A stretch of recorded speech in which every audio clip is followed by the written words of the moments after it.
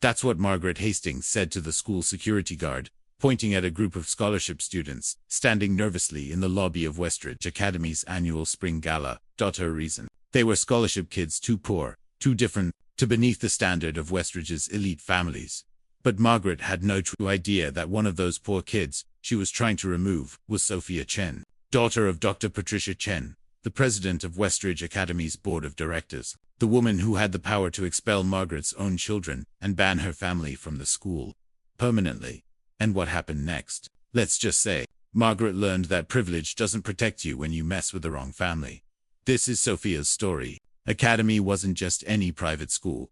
It was the private school in Riverside County. Tuition cost $45,000 per year. The parking lot looked like a luxury car dealership: Range Rovers, Mercedes, Teslas, and the occasional Porsche. The students, they came from two very different worlds.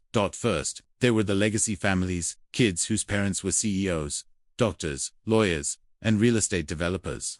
Kids who vacationed in the Hamptons, wore designer clothes, and had trust funds waiting for them at 18.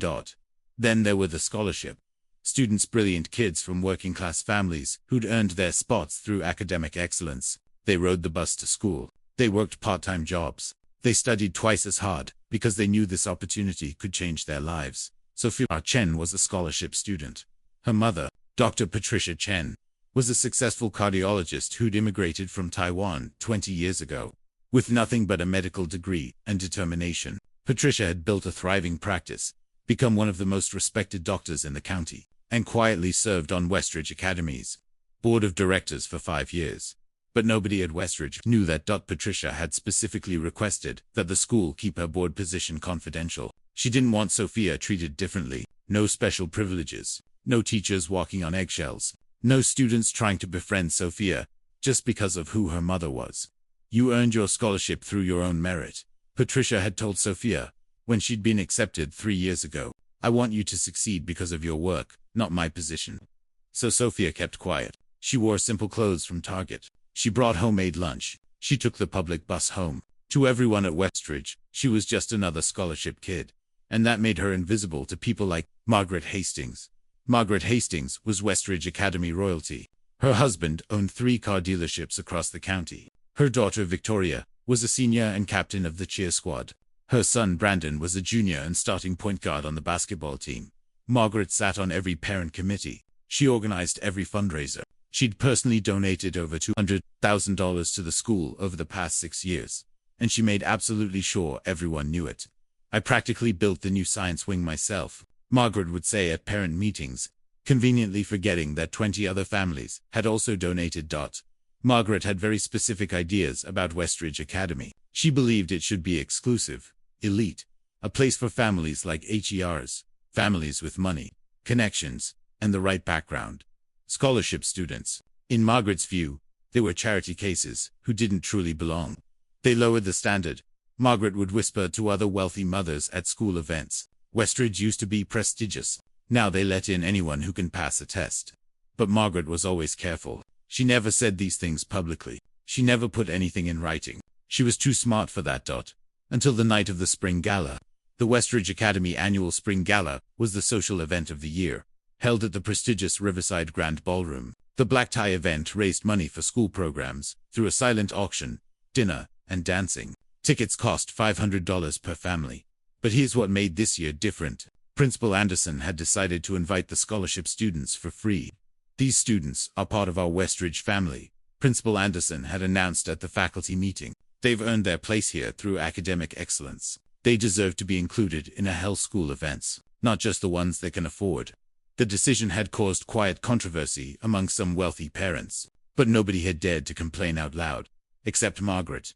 She'd called an emergency meeting with 4 other wealthy mothers the week before the gala.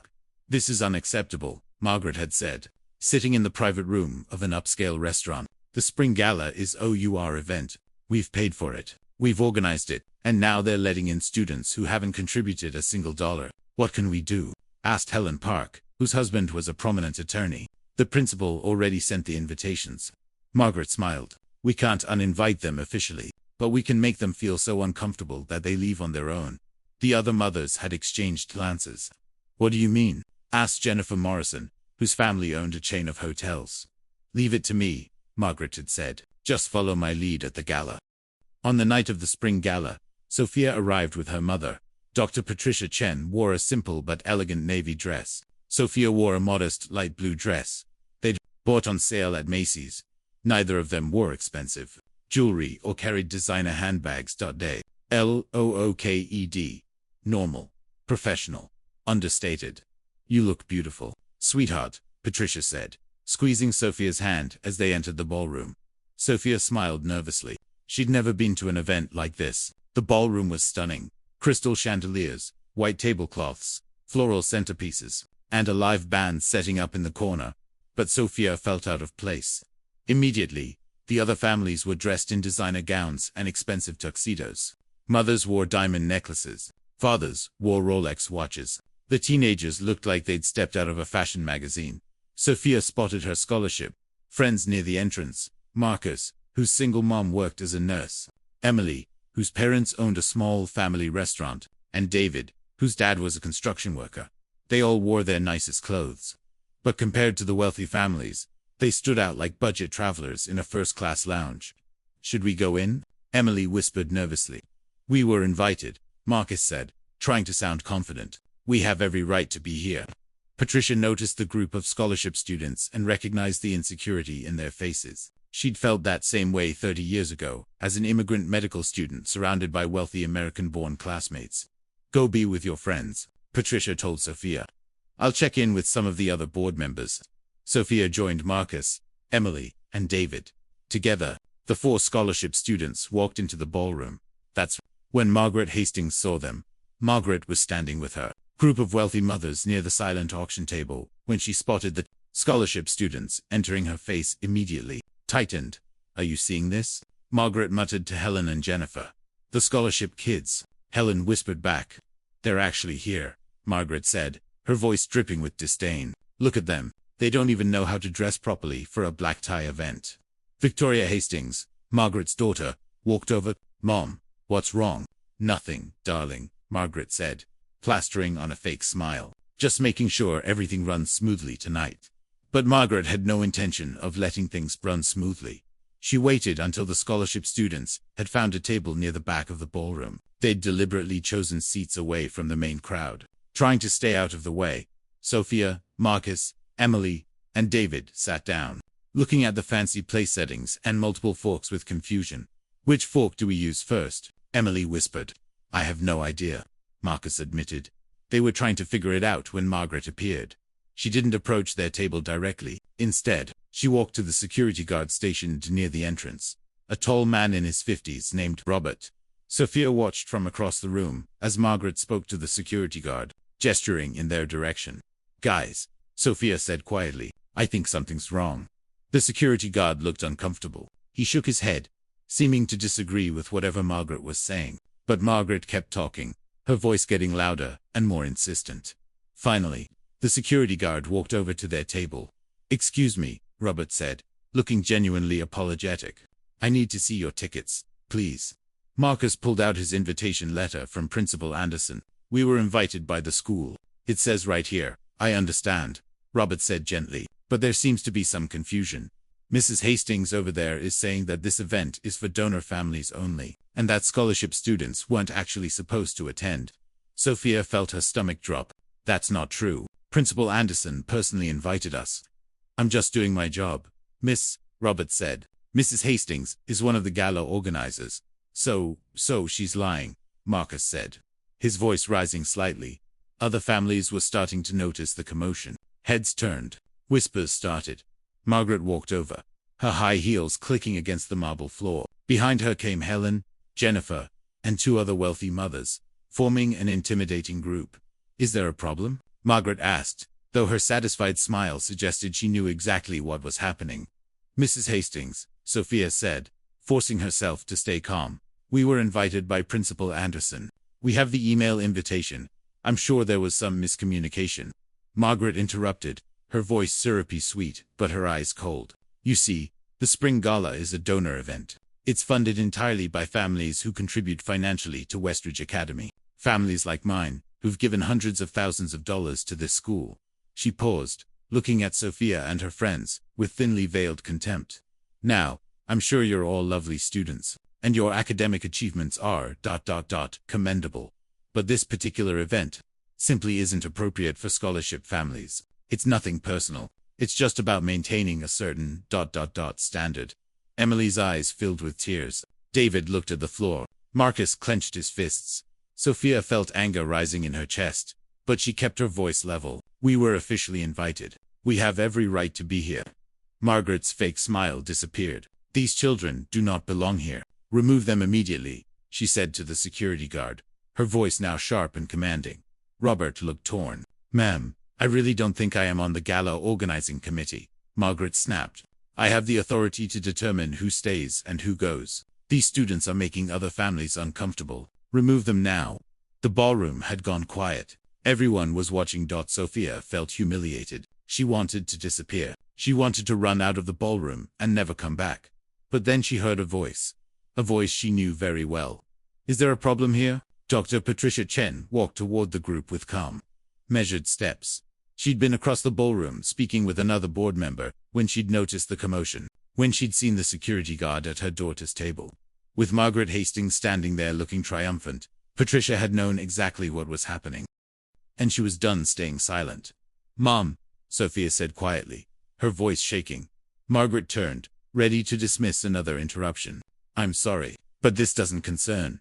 She stopped mid-sentence. Dr. Chen was walking toward them with 3 other people.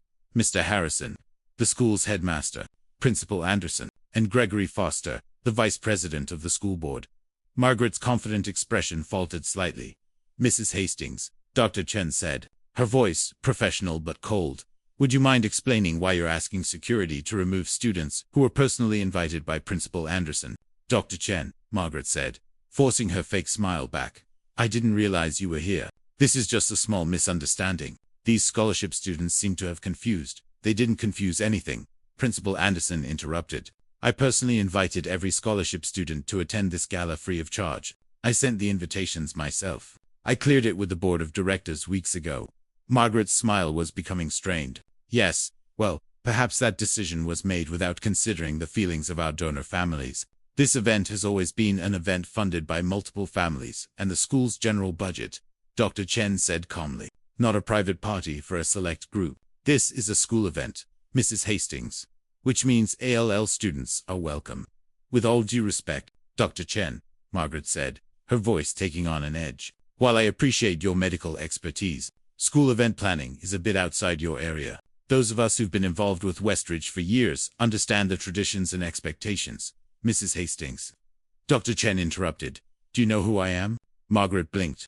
You're Dr. Chen. You're Sophia's mother. You're a cardiologist, I believe. I'm also the president of Westridge Academy's board of directors, Patricia said quietly. I have been for the past 5 years. The color drained from Margaret's face. The group of wealthy mothers behind her went silent. Around the ballroom, parents who'd been watching whispered to each other. Wait, Dr. Chen is on the board. She's the president. Nobody knew that. Margaret's mouth opened and closed, but no sound came out. You've been on the board for 5 years, she finally managed to say.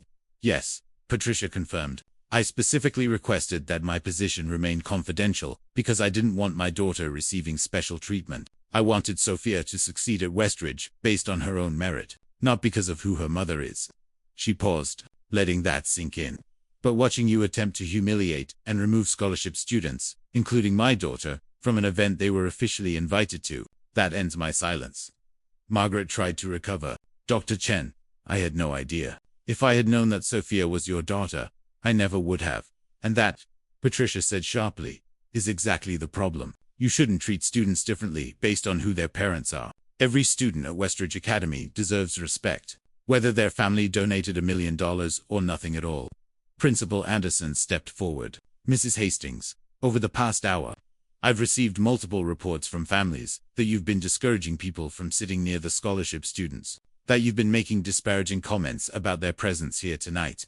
Margaret's face flushed red. That's not how it's simply. We have witnesses. Mr. Harrison, the headmaster, said firmly, including several board members who are here tonight and have been quite disturbed by your behavior. Dr. Chen pulled out her phone and opened an email. I've also been forwarded screenshots of text messages you sent to other parents this week. Messages where you explicitly discussed making the scholarship students so uncomfortable they'd leave on their own.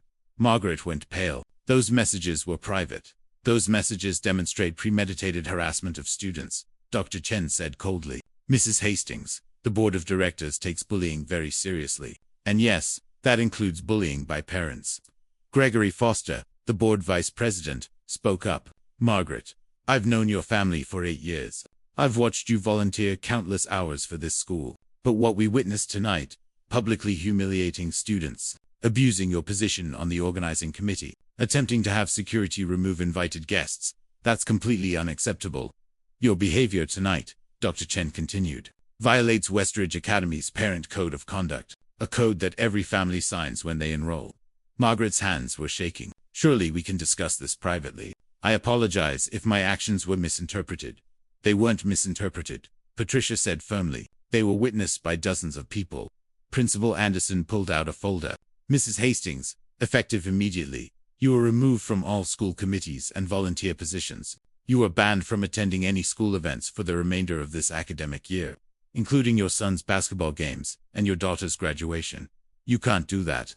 Margaret's voice rose, losing all composure. My family has given hundreds of thousands of dollars to this school. We practically built the science wing. Your family donated money, Dr. Chen corrected, along with 19 other families, and financial contributions don't give you the right to mistreat students. She turned to the security guard. Robert, Mrs. Hastings needs to leave. Now, you're removing me. Margaret sputtered. I'm not the one who doesn't belong here. The ballroom was completely silent now.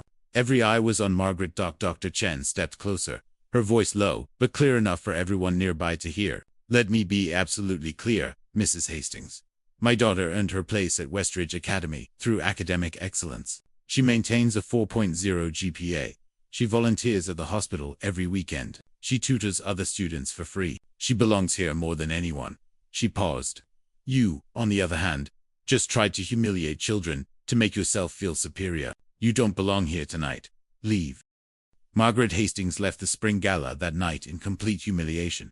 Her husband had to come pick her up because she was too upset to drive. Her children, Victoria and Brandon, stayed at the event but kept their heads down, mortified by their mother's behavior.